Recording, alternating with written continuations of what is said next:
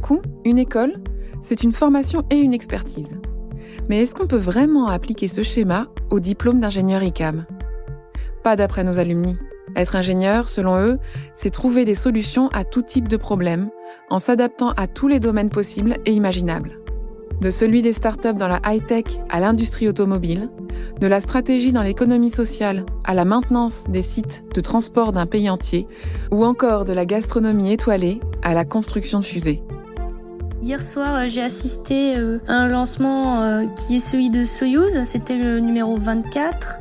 Avec mes colocataires, on est allé sur la plage pour voir le décollage. C'était un peu attendu parce que cette année, il y a eu pas mal de soucis sur les lancements. Petite émotion particulière parce que c'était ma première Soyouz et c'est toujours aussi impressionnant. Je pense qu'on s'y fait jamais. Alice Tamizier a 27 ans. Le matin, au réveil, chez elle, à Kourou, elle nous raconte son parcours. De Brive-la-Gaillarde au site de l'ICAM à Toulouse, jusqu'à la Guyane, où elle participe en tant qu'ingénieure couteau suisse, à la bonne marche du site Ariane Group. Petite, moi je jouais jamais à tout ce qui était poupée ou jeux d'intérieur. J'étais toujours à l'extérieur avec ma sœur et mon frère à construire des cabanes parce que je vivais en Corrèze, à Brive-la-Gaillarde. Je vivais en campagne, donc c'est vrai que je voulais faire quelque chose de manuel.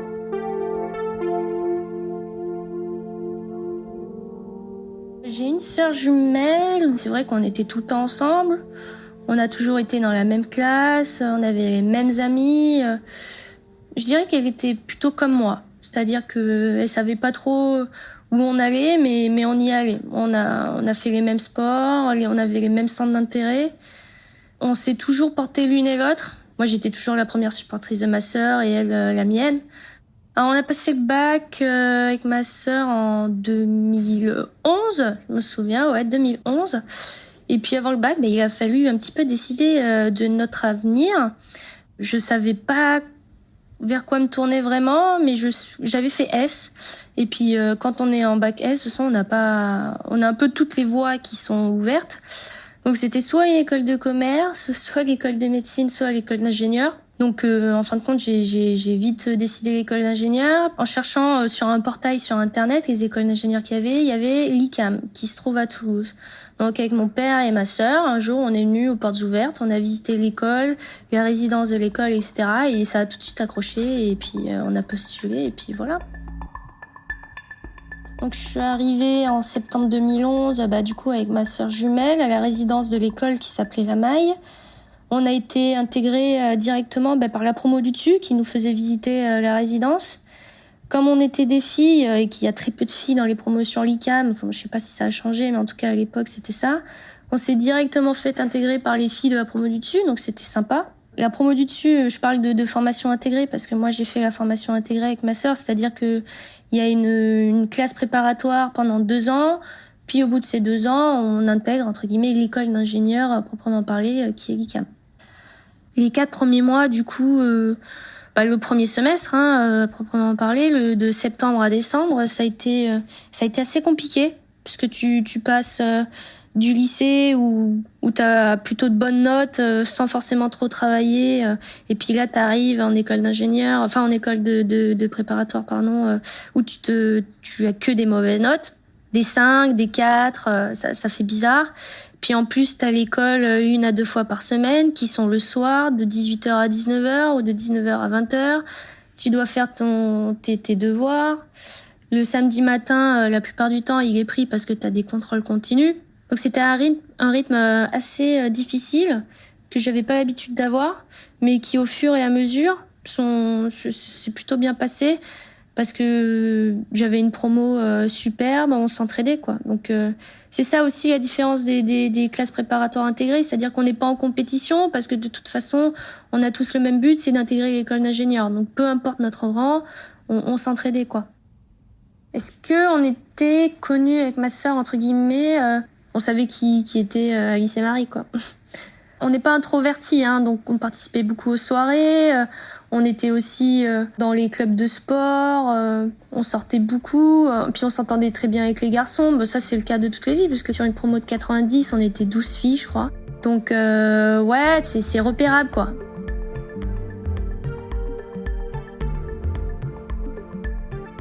forcément, quand tu passes de la prépa à l'école d'ingé, c'est le choc, mais dans l'autre sens. C'est-à-dire que tu passes à 2 années où c'est que boulot, à une année plus cool. C'est-à-dire que le matin, t'as les cours en amphi, et l'après-midi, t'as les travaux pratiques. T'as plus tout ce qui est école, et tu n'as plus les contrôles continus le samedi matin, donc c'était plus cool. Et puis tu commences à rentrer dans le vif du sujet, à étudier des matières que t'avais jamais étudiées avant. Donc tu commences à découvrir un petit peu ce que l'on va faire au bout de ces 5 ans. En termes de stage, il y en avait les premières années en classe préparatoire. La première année, c'était un stage plutôt ouvrier, c'est-à-dire découvrir le monde des ouvriers, des techniciens.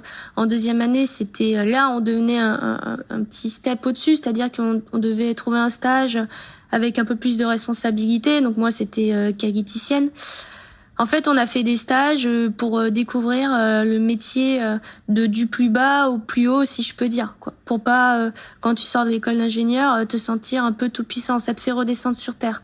Donc à la fin de la 3e année, on n'a pas de stage à proprement parler.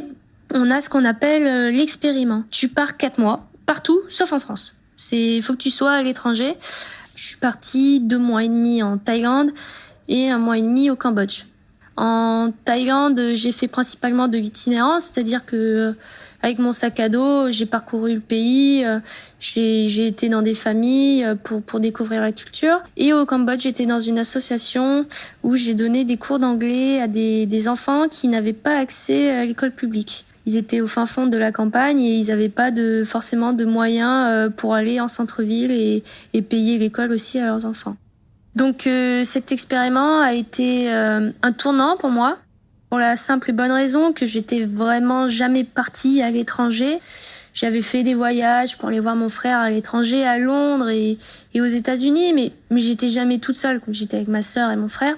Tandis que là, je partais toute seule à je sais pas combien de milliers de kilomètres de chez moi, sans mes parents, sans ma sœur. Donc le début a été difficile. Je me souviens que les 3 premières semaines, j'ai un peu le coup de blues. J'étais en manque de ma famille, tout simplement. Et puis, au fur et à mesure des semaines qui sont passées, j'ai appris à prendre goût à la découverte, aux nouvelles cultures. Puis j'ai vécu aussi des situations un peu improbables et qui m'ont appris à, entre guillemets, me débrouiller. Ce voyage, en gros, m'a donné le courage de partir. Ça m'a appris à me dépêtrer de certaines situations aussi. Puis j'ai appris surtout à relativiser. Parce que j'étais quelqu'un qui râlait un petit peu beaucoup. Et en repartant, on relativise, quoi. On se dit, on a de la chance de vivre dans un pays comme la France, d'avoir accès à tous ces systèmes de santé, d'école, de culture, etc. Donc j'ai appris à relativiser, oui.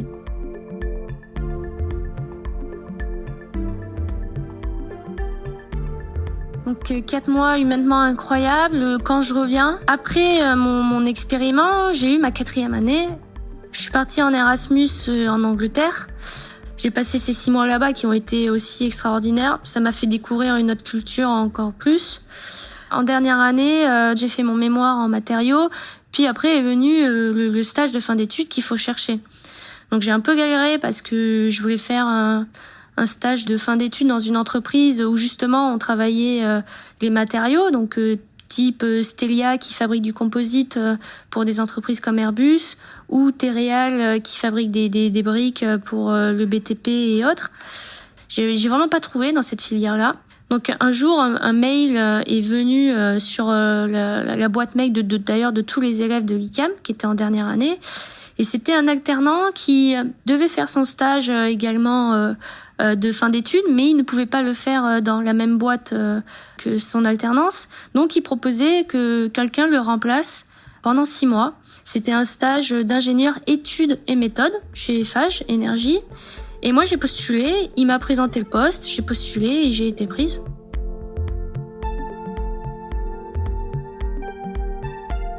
Je suis arrivée, j'étais accueillie par mon maître de stage qui était le responsable études et méthodes. Je connaissais pas du tout l'univers de la maintenance et puis en intégrant cette entreprise, j'ai appris au fur et à mesure ce que c'était et ça m'a vraiment plu. Donc rien qu'à partir de là, j'ai su que je voulais continuer dans la maintenance. Alors mon stage se passe super bien, tellement bien que je voulais rester. Et puis j'ai été diplômée du coup en septembre 2016. Ouais. Je voulais rester sur Toulouse, dans l'équipe où j'étais. Moi, je voulais rester avec le responsable méthode que j'avais et tous les techniciens du coup que j'avais rencontrés. Mais ils n'ont pas pu me proposer le poste parce que du coup, ils le proposaient à l'alternant qui avait le poste à la base. Donc, ce qu'ils ont fait, c'est qu'ils m'ont fait une proposition pour aller à Lille faire le même poste. Moi, j'étais pas très partante pour partir à Lille, donc en fin de compte, j'ai refusé la proposition. Donc en septembre, à partir de septembre, je fais mes petites lettres de motivation, mon petit CV que j'envoie aux entreprises. Donc je galère, je galère beaucoup parce que ce que je veux, c'est de la maintenance, mais de la maintenance un peu plus industrielle, c'est-à-dire pas dans le même secteur où j'étais chez Eiffage, parce qu'on faisait de la maintenance multiservice. Entre guillemets, c'est de la maintenance plutôt de bureau. Et là, je voulais faire de la maintenance industrielle dans la mécanique. Donc, chez des industriels comme Airbus, Safran, Stelia, et j'en passe. Donc, j'ai persévéré. Et en fin de compte, un jour, j'ai postulé pour ma boîte qui est celle d'aujourd'hui. Ils m'ont tout de suite répondu. Et c'est donc à ce moment-là que j'ai atterri dans le groupe ADF, qui est toujours la boîte pour laquelle je travaille aujourd'hui. On m'embauche en tant qu'ingénieur méthode pour un contrat de maintenance sur Airbus, où on faisait la maintenance des ponts et des portes de tout le site Airbus de Toulouse. Donc le site Airbus de Toulouse, ce qu'il faut savoir, c'est qu'il est hyper vaste. Il y a au moins 5 sites, je crois. Clément Ader, Jean-Luc Lagardère, Louis Breguet, même en centre-ville de Toulouse, il y a un site. Donc c'est tous les ponts et portes du site de Toulouse. Donc déjà, au niveau logistique, c'est compliqué. On m'embauche pour, entre guillemets, mettre en place des process sur le contrat, mettre en place des indicateurs pour le suivi de pilotage des activités, rédiger des gammes opératoires pour les techniciens, faire des comptes rendus clients, etc. En gros, mon poste, c'est de fournir aux opérationnels les meilleures conditions, les meilleurs moyens pour atteindre les objectifs, que ce soit de performance, tout simplement pour satisfaire le client. C'était exactement ce que je faisais chez Eiffage, mais cette fois-là pour la maintenance industrielle chez ADF.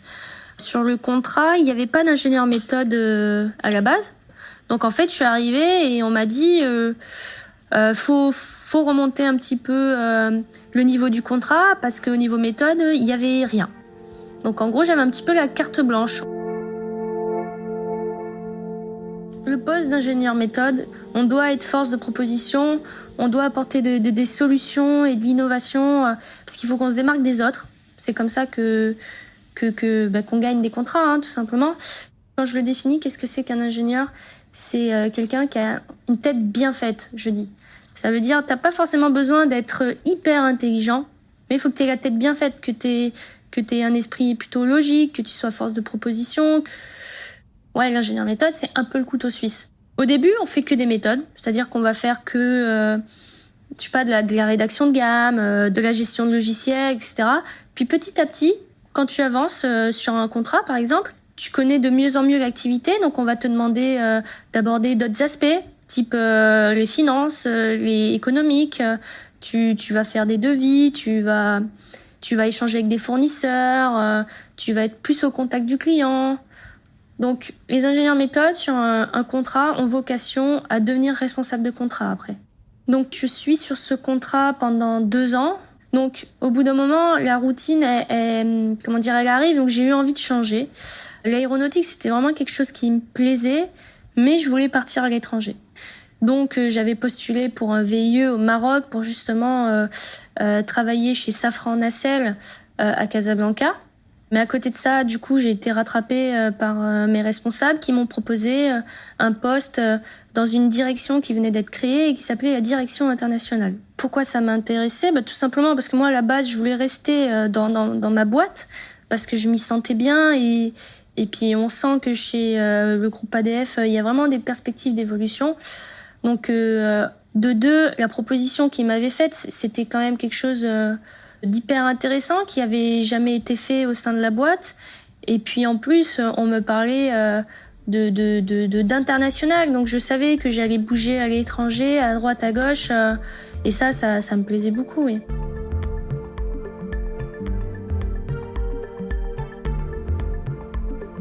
Vu que c'est une nouvelle direction, que c'est un tout nouveau poste qui n'existait pas, les premiers mois sont durs parce que faut que je me crée mon travail. Déjà, dans la fiche de poste, c'est vrai que le mot autonomie était répété plusieurs fois. Donc j'arrive les premiers mois, je sais pas trop quoi faire. Faut se le dire, les premiers mois, je me cherche du travail.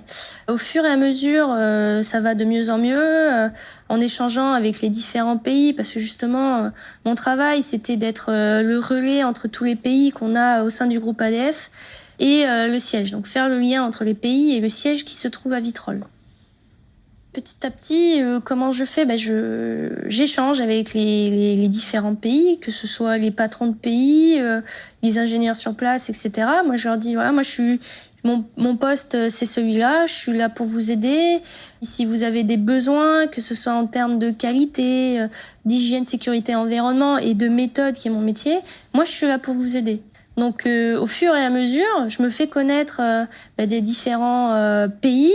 Et je suis de plus en plus sollicitée à tel point que c'est vrai que je galère un petit peu à répondre à toutes les demandes. C'est quelque chose de commun à mon métier.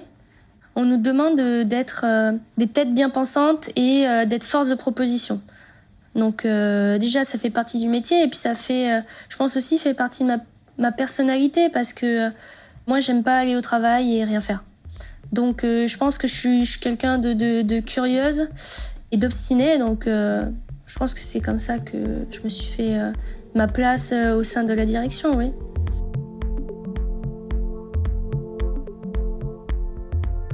Les journées ne se ressemblaient pas.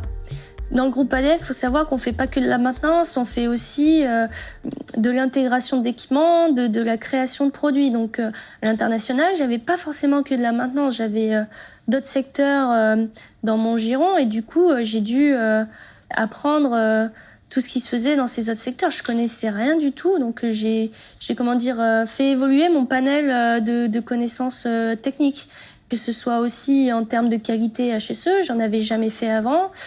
Et je le vois aujourd'hui dans mon travail, d'avoir fait tout ça au sein de la direction internationale. J'ai un plus que peut-être les autres ingénieurs méthodes n'ont pas. C'est-à-dire que j'ai des connaissances dans le secteur de l'aéronautique, dans le secteur de la pétrochimie, dans des travaux de qualité HSE. Alors, ce poste, il dure 1 an et 3 mois, je crois. Ouais, c'est ça. Parce qu'en fait, j'avais eu un deal, moi, à l'époque, quand j'avais été embauchée pour ce poste-là.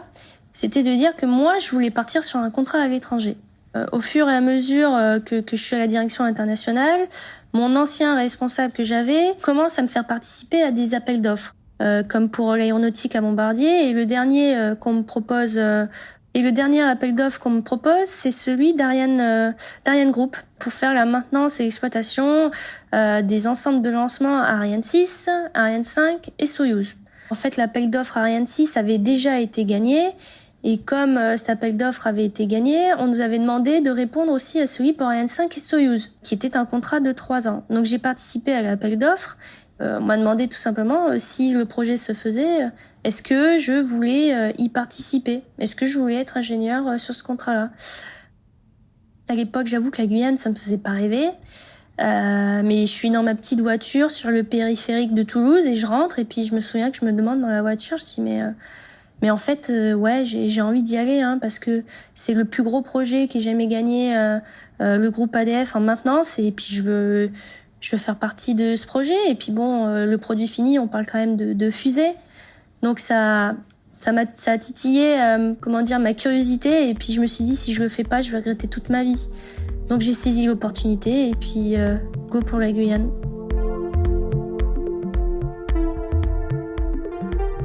Et donc j'arrive à Kourou le 30 septembre 2019. J'avais l'impression parce que c'était le plus gros contrat qu'ait jamais gagné ma boîte. C'est un contrat de 13 ans. Tout d'abord pour ça, donc il faut être à la hauteur. Tout le monde n'a pas la chance de partir en Guyane et lancer des fusées. Et deuxième pression, t'arrives sur un domaine que tu connais pas du tout, qui est celui de l'aérospatial. J'arrive sur le centre spatial guyanais, je comprends rien, je connais pas du tout leur fonctionnement. Ils ont un langage hyper complexe avec plein d'acronymes, donc t'es obligé de te faire ton petit dictionnaire à côté pour comprendre tout ce qu'ils disent. Donc oui, beaucoup de pression au début. C'était compliqué parce que, un peu comme pour l'expériment, moi je suis assez proche de ma famille et de mes amis et puis de ma sœur aussi.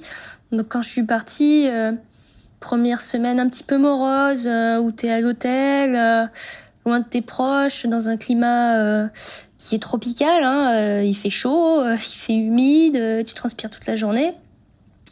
Assez compliqué, surtout que moi j'arrive en tant que missionnaire, c'est-à-dire que je viens 5 semaines, puis je repars une semaine en métropole, puis je repars 5 semaines.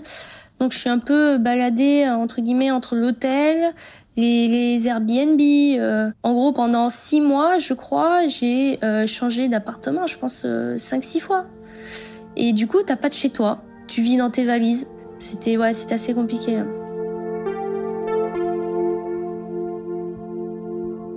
Donc petit à petit, un peu à l'image de la direction internationale, avec un peu de curiosité et les bonnes questions, tu commences à comprendre le contexte dans lequel tu évolues. Les premiers mois, il faut savoir que le contrat n'était pas encore sous notre giron. Donc nous, on était là en tant qu'observateurs. De septembre à décembre, on était là en tant qu'observateurs l'année dernière. On allait auprès de nos sous-traitants, on leur posait des questions. Comment se passe une campagne Ariane 5 ? Une campagne Ariane 5, elle dure 30 jours. C'est l'assemblage du lanceur jusqu'au H0, c'est-à-dire jusqu'au moment où on tire la fusée. Du coup, tu vas auprès de tes sous-traitants, tu demandes comment ça marche, quels sont les process, comment nous, on peut être intégrés là-dedans, quelles sont les choses à savoir. Donc, moi, mon travail, c'était d'observer, entre guillemets, le travail de nos sous-traitants, de le mettre sur papier, de le comprendre pour que nous, à partir de janvier, on le fasse, entre guillemets, à leur place. Dans le contrat, il y avait un responsable méthode de prévu. Il y en a eu un, mais il n'a pas convenu au poste, donc au bout de, je crois, 3 mois, il s'en va. Il s'en va du contrat, donc il y a un poste vacant.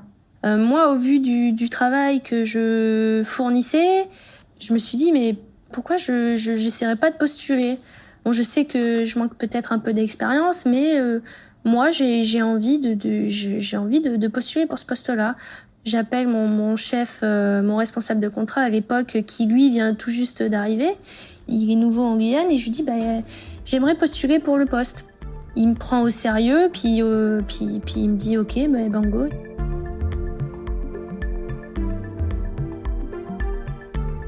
Mon poste exact, c'est que je suis responsable méthode, mais j'ai aussi un nouveau poste depuis septembre. Il a été officialisé que récemment au client, mais je suis également responsable du contrat gestion des déchets. Donc comment ça se combine au quotidien ? Donc j'ai mon travail de méthode, où je manage une équipe de 4 personnes.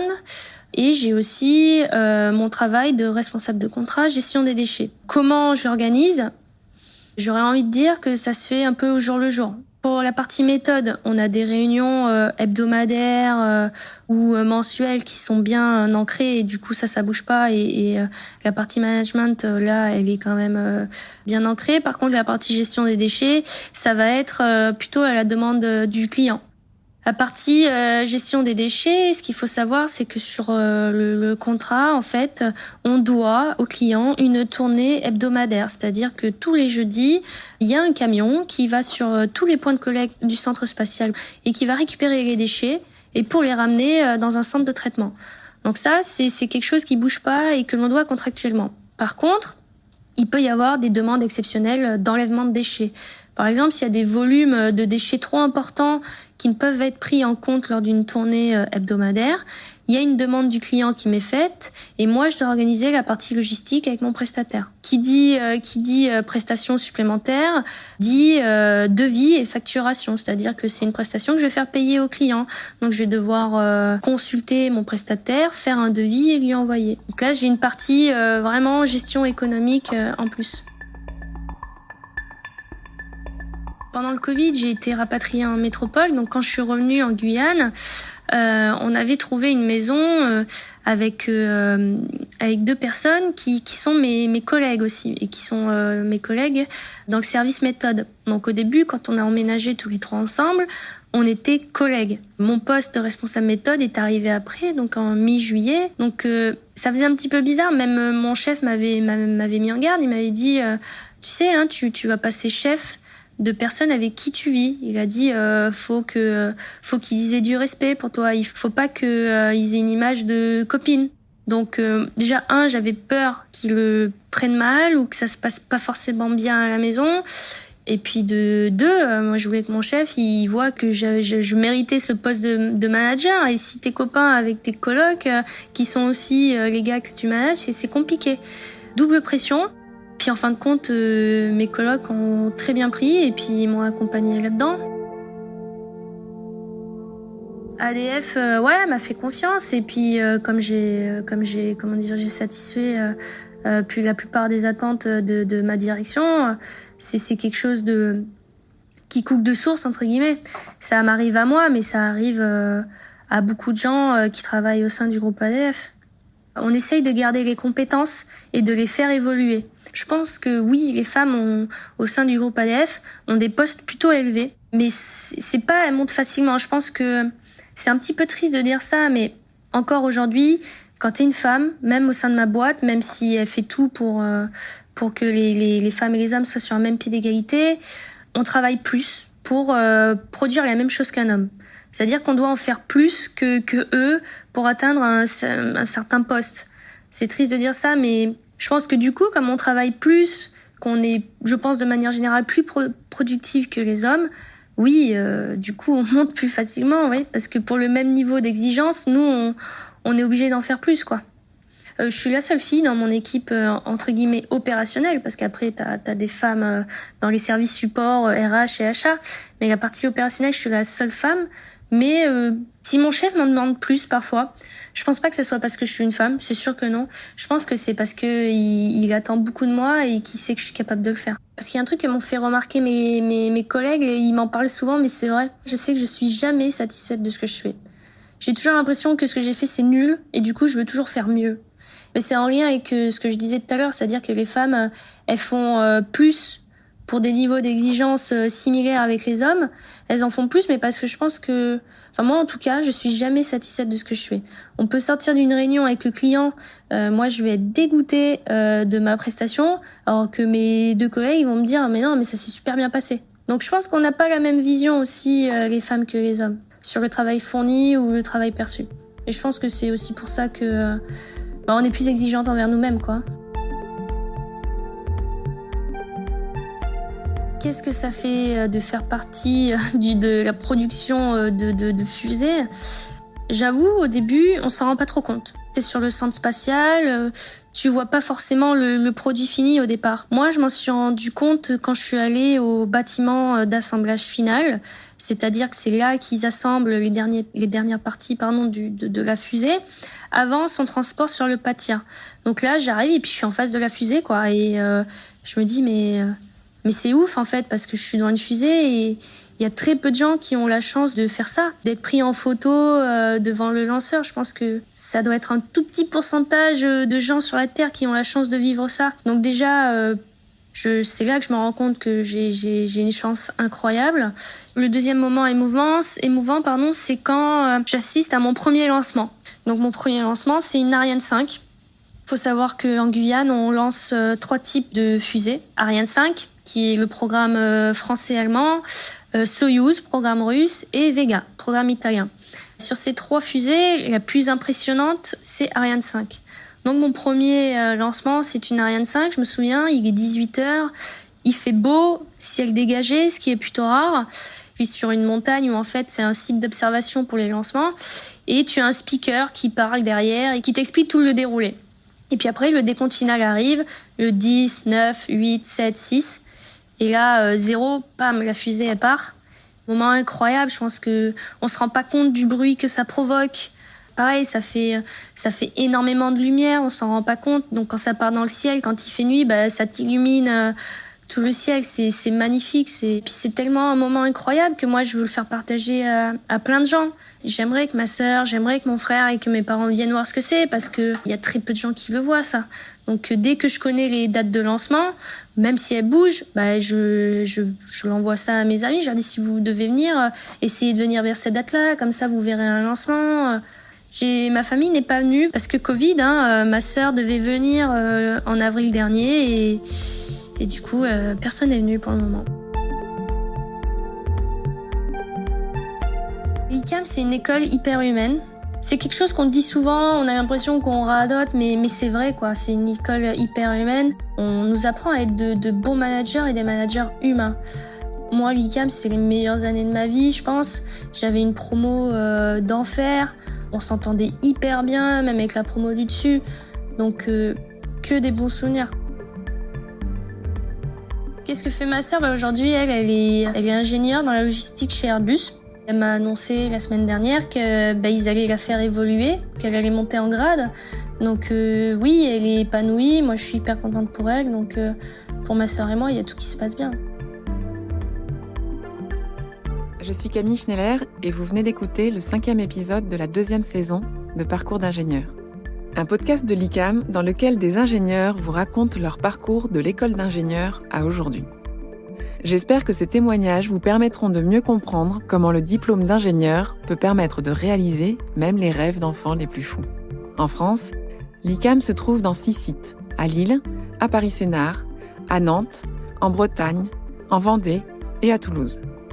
Si vous souhaitez en savoir plus sur les formations d'ingénieurs proposées à l'ICAM, je vous invite à visiter le site web icam.fr et à venir pour nous rencontrer. À bientôt!